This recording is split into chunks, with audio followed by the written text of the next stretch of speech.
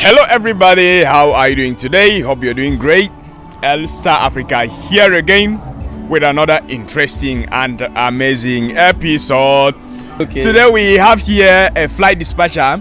He's Harrison of Aviation Info. He's actually a flight dispatcher who has decided maybe to post videos on YouTube for fun. And today we're gonna be sharing a part of maybe about his life and how he goes about working and every other thing. But then let's first of all hear from him. Let's just hear from him without any question, huh? Bro, how are you doing? Oh, I'm good. Thank you for this wonderful opportunity. Hi, viewers. Thank you. I'm glad to be with the Star Africa. It's a pleasure. Yeah. Wow. So the first thing we're gonna be starting is, everyone working at the airport should be like, oh, they're working, so they're doing something maybe greater. Like, how did this idea of maybe posting on YouTube actually come to your mind? How did it start? How did you actually go about it? Okay, first I had to go through a couple of other YouTube videos, some channels doing videos in my niche. Okay. And I was like, oh, look at these guys, they are doing great. And I saw myself in a milieu where I could make such kind of videos. I saw myself in a milieu where I could make available such kind of information to the world. So I thought to myself that, okay, I could seize this opportunity, start something and let people know what's happening around. Because the truth is that in Cameroon, in Africa, I rarely see YouTubers who do YouTube in the niche of aviation. It's difficult. So I was like, okay, I have access to these videos, to this information. I could make it available to the world. I could make it available to Africa. I could make it available to Cameroon, and I could let people know indeed what's happening also in the African aviation sector, because we have great YouTubers in the US, in Europe, all over. They are letting us know what's happening at their end. So I was like, I could stand out and let people know what's happening in Cameroon. Yeah, it's true we are small, but we can let people know what it's happening around us. So that's actually my motivation to start Aviation Info. Man, that's actually motivational. Most African YouTubers have been complaining that, we don't have people actually want to just be pointed at one niche, and if something like that is coming to the scene, it's actually a game changer. It's actually changing the game. The next question I want to ask him is, how did you maybe, growing up in Africa, not everyone has this dream. People know that to actually get into this field of aviation, first of all, is not just any kind of thing. Yeah, how did you actually go about this, and maybe pushed forward to actually enter into the aviation part of you, and not actually maybe you didn't feel discouraged? Because most people always just think that, okay, maybe to get to a certain point in life you actually need a push. Did you actually have that push? What motivated you to actually go into this field of aviation? Okay, normally we know everybody is born with a passion. Everyone is born with a passion. Yeah. And you can actually develop your passion, or you could let it go. I dreamt of aviation. It has been my passion when I was just about 6 years old. That's when I look at those planes in the skies, when I look at the aviation environment, I'm like, okay, this is where I think I belong. And I've always dreamed to be in a field that I could meet as so many people as possible. I could link people all through the globe, and equally I could explore the world. So with this, I had to pursue a career in aviation. It's not been easy. There was a point that everybody was against me, even my own dad. Why? Because the course that I was about to take was so damn expensive. And looking at my background and my family, to sponsor me in that course was very difficult. So they saw reasons why I shouldn't go there. When I had my advanced level with 5 papers, I was very good, like one of the best student in biology in my section. So my dad was like, okay, you're good in biology, go do medicine, go do something, lab technician. I refused. He was like, okay, go to the ENS and be a teacher. I was like, this is not what I know I'm called not to do. So I told him that I want to pursue a career in aviation. So with that, by then there was no school in Cameroon that offers such a course. I went to UB. I did physics and computer science for 1 year before I came across a professional school in Douala, CAE, Oxford Aviation Academy. They offer courses in aviation, aviation management, flight dispatch, even pilot course and cabin crew. So I decided to pursue a course there in flight dispatch. My aim and my dream is to be a pilot, but at that point I couldn't go forward for pilot studies because it was so expensive. So I said, okay, right now I will start from this level. Flight dispatch, it's still in line with what I want to be, and I had to persevere. And I faced a lot of challenges, and the very first I faced was language barrier. I'm purely Anglophone. I had to come and study in a French system, having teachers who are Francophones. So sitting in class, it's like they are singing a song on your head. You understand? That was the very first obstacle that I had.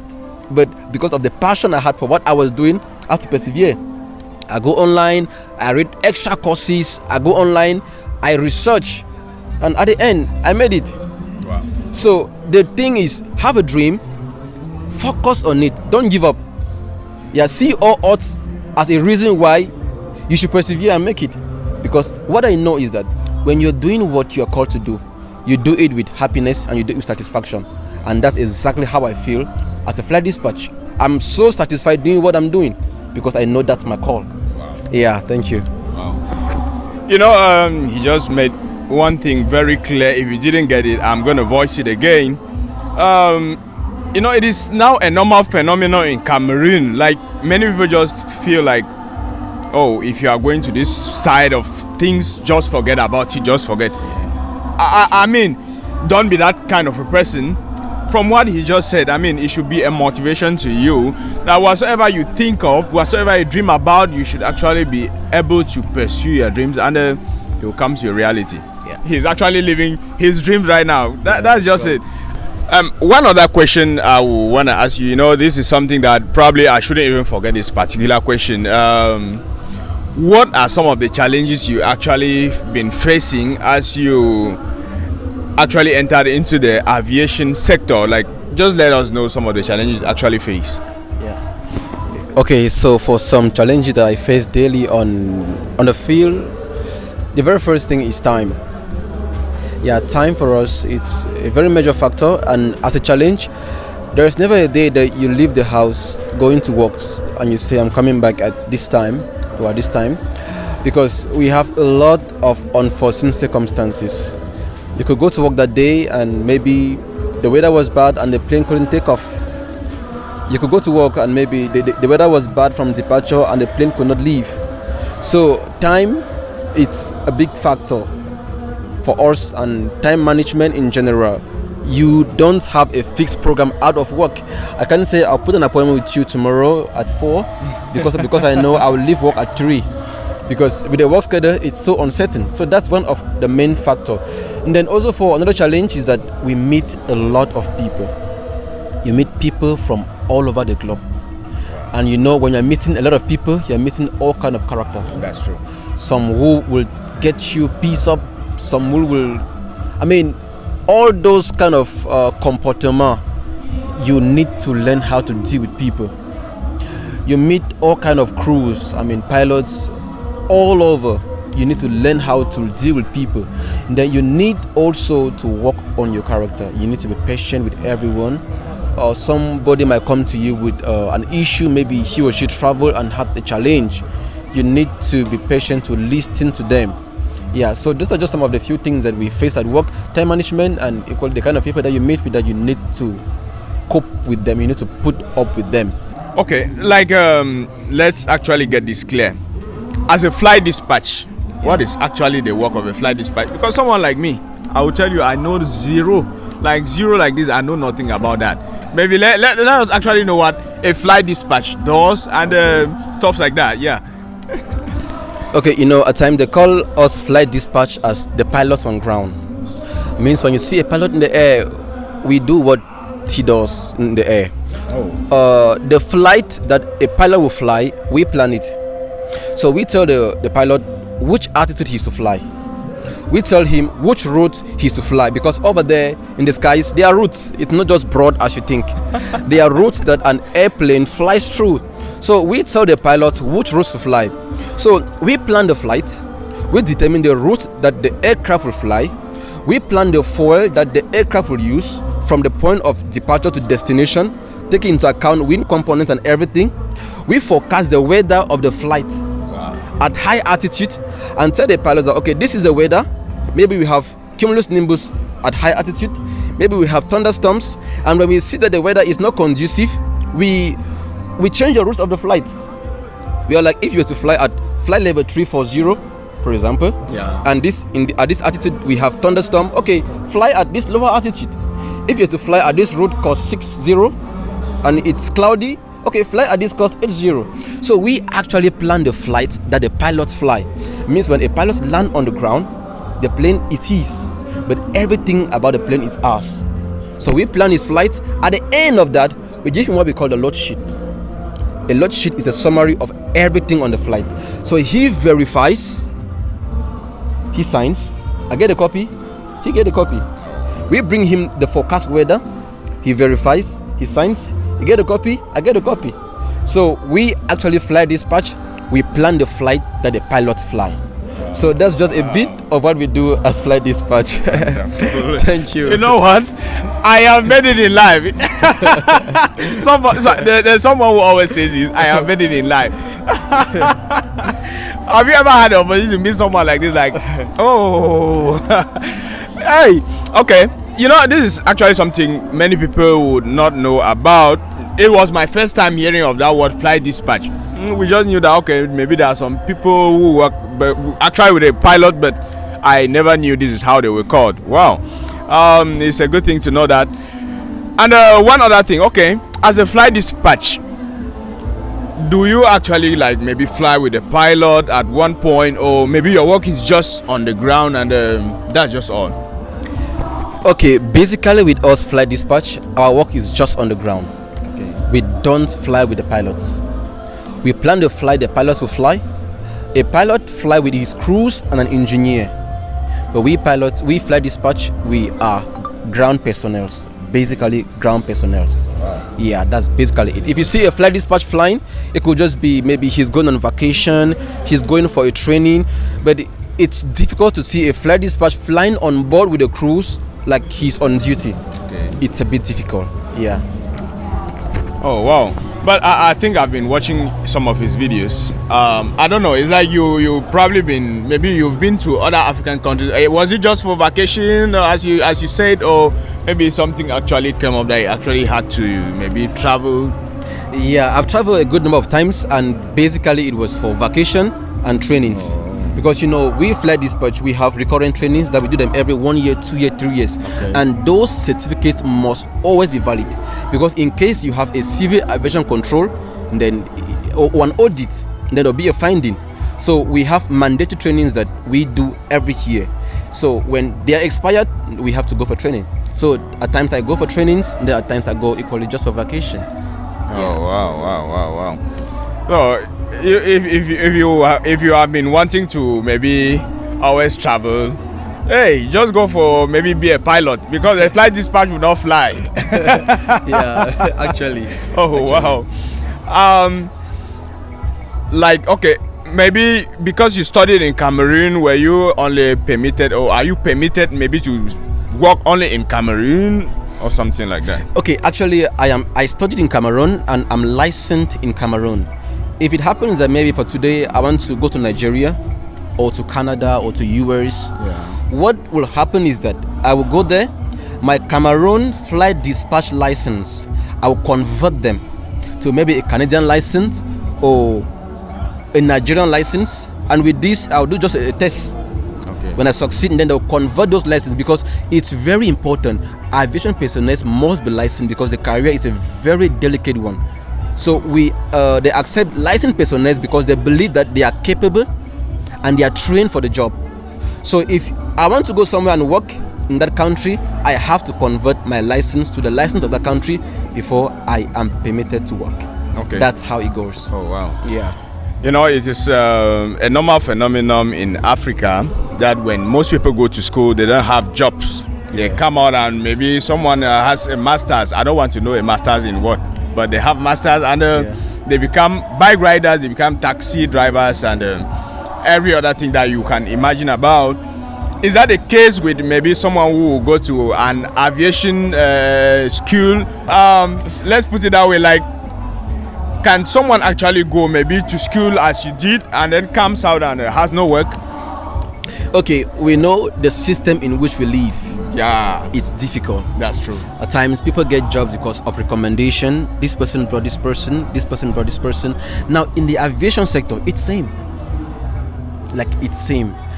I'm talking for here in Cameroon. Yeah. Because first, we don't have so many airlines operating here. If you look at a country like Kenya or South Africa, then the Western world, that they have a lot of airlines operating. I mean, just domestic airlines. Yeah. Now, it means those in the field of aviation have more chances to get a job as compared to us here in Cameroon that we have just one airline. For example, I graduated as a flight dispatch. I was in the house for 1 year. I didn't have a job, but I kept hopes high and I was searching. Like, I had my documents in almost every office of an airline. Wow. So it's but of normal to graduate and not have a job immediately, but you don't have to give up. Push, see some people, talk with some people, exploit whatever opportunity. I have profiles on LinkedIn, I have profiles on other platforms, so that I could be known, I could easily have an opportunity. That's how it goes. We must be pushful in the search. So I wouldn't just say I'm a graduate and then I'm sitting and doing nothing. No. Oh wow. Yeah. Okay. I think that question was actually very important, so that you don't just go and then you feel that, when I come out of school, people will be rushing behind me for me to come and work. And then one thing in aviation is that for you to start up, it's always difficult. But once you're in the system, you've had 3, 4, 5 years of experience, you're like boom. So for you to get another job, it's a bit easy as compared to someone in its entry level, because when you put your application in an airline, they'll be like to check where you've been, where you've worked in. So when they see you've worked in this place, okay, they are like, already this person is capable, this person is qualified, this person is experienced. That's one tricky thing in the field of aviation. Oh, wow. I was talking with a pilot personally. He is a captain on a Boeing 737, captain on the Boeing 738, and captain on the Boeing 777, so 777. So he told me that a guy like him, he used his license to shop. So what he does is that he takes his license, he just goes shopping. Means if he wants another job, it's 1 + 1 because he has the experience. That's how it goes in the field of aviation. Wow. This thing just got me speechless. Okay, coming back to you, like, for how long have you actually been into the aviation sector? Oh, okay, not too long, but I have just 7 years aviation experience. That's what I graduated in the year 2013. So I have just 7 years of aviation experience. I've worked with 3 airlines actually. I've worked with Arik Air of Nigeria. I've worked with Askai Airlines of Togo, and presently I am a permanent staff of Rwanda Airlines. You said 7 years. It's not long. My God. You're not serious about that. 7 years is actually quite a very, very long time. I don't know if maybe you had something additional to say. Okay, like, let me not go without asking you this question. If you have that one chance to talk to youths in Cameroon, to youths in Africa, what's that one thing you're gonna actually tell them? That one thing you tell youths? One thing with me is that when I left the advanced level, I was to choose a career. In my class, I would see majority of the people going for nursing, majority going for accounting. So I was trying to place myself where the demand is high and those available are few. So in my class, I was like the only person that was like dreaming in the field of aviation, because you see 1,000 people rush into nursing. I'm not discouraging from doing nursing. That's true. You see 1,000 people run into accounting. I'm not against accounting, but I was just trying to look for that field where my demand will be high. So and then equally, I want to advise youth all over is that as a youth, you should have a dream for yourself. You should have a dream for yourself and pursue the dream. And you should know that you have obstacles, you have challenges, you have everything that will come against you, and the purpose of those things are to get you off your dreams.